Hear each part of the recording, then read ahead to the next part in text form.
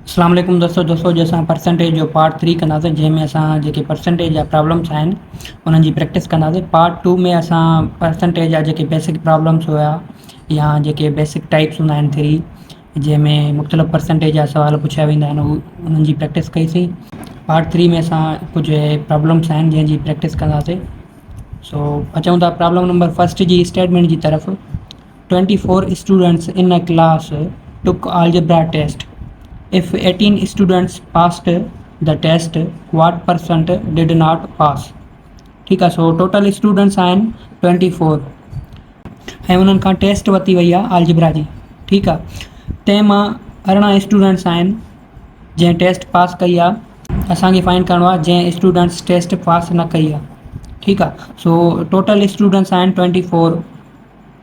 24 मां जेकॾहिं असां 18 माइनस कंदासीं त असांखे उहे शागिर्द मिलंदा जंहिं टेस्ट पास न कई आहे। ठीकु आहे।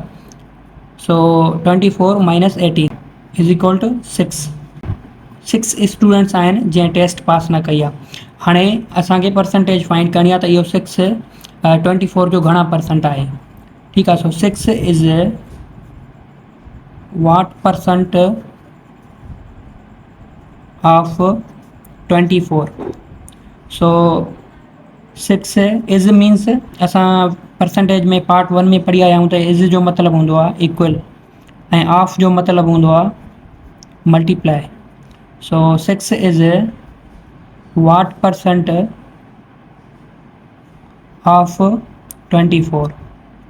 ठीकु आहे। So 6 is equal to x divided by 100 थी वेंदो।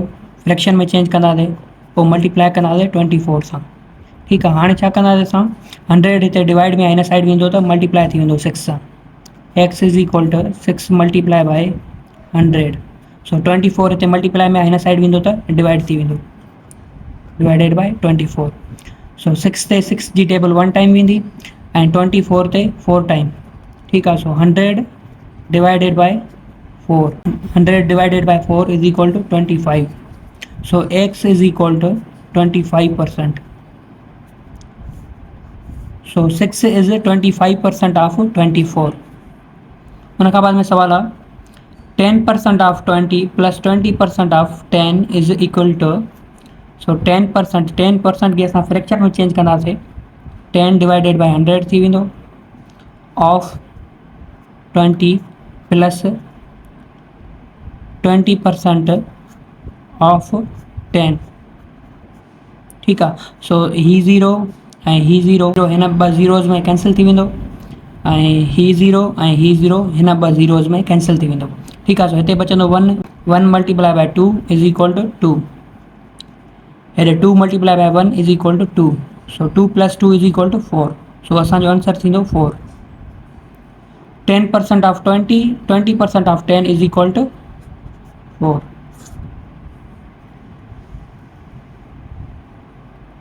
उन खां बाद में सवाल आहे total students are 1500 and present student are 1200।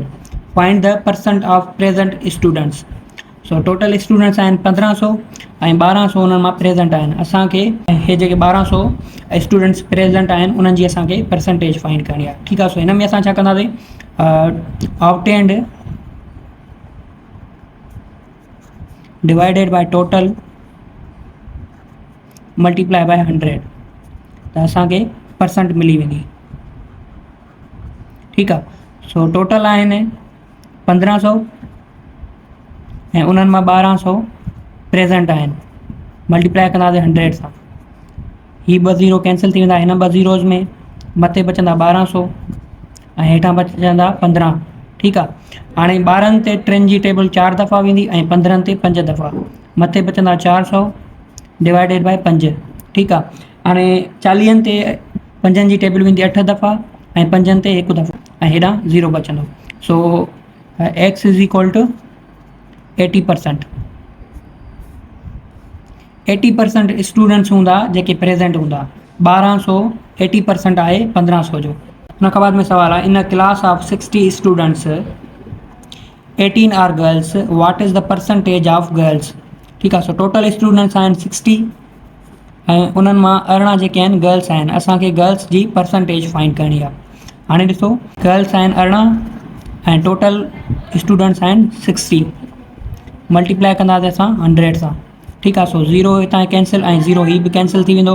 मथे बचंदा अरिड़हं, अरिड़हं ते 6 जी टेबल 3 टाइम वेंदी ऐं 6 ते 1 टाइम ठीकु आहे। So 3 multiply by 10 is equal to 30। So 18 is 30% of 60। So 30% girls हूंदियूं ठीकु आहे। हुन खां बाद में सवाल आहे 20% of the price of a book is 120। The total price is so 20% जेका प्राइस आहे बुक जी उहा 120 आहे। असांखे टोटल प्राइस फाइंड करणी आहे। हाणे हिन में असां छा कंदासीं 20% of price of a book is 120। So 120 is 20% of price of book. Price of book हाणे प्राइस ऑफ बुक जी असांखे ख़बर न आहे, हिन जी जॻह ते असां एक्स लिखंदासीं ठीकु आहे। सो 120 इज़ मीन्स इक्वल। सो 20% खे असां फ्रैक्शन में चेंज कंदासीं। हाफ जो मतिलबु आहे मल्टीप्लाई बाय एक्स थी वेंदो ठीकु आहे।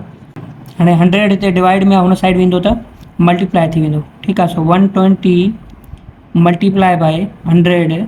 हाणे हीउ जेको 20 आहे इहो मल्टीप्लाई में हुन साइड वेंदो त डिवाइड कंदो ठीकु आहे। So x is equal to 120 multiply by 100 divided by 20। So 20 जी टेबल 20 ते 1 टाइम वेंदी ऐं 100 ते 5 time. So 120 multiply by 5। So 0 same रहंदो, 5 ॿारो थींदो आहे 60 ठीकु आहे। सो हीउ थींदो 600। सो जेका टोटल प्राइस आहे किताब जी उहा 600 आहे।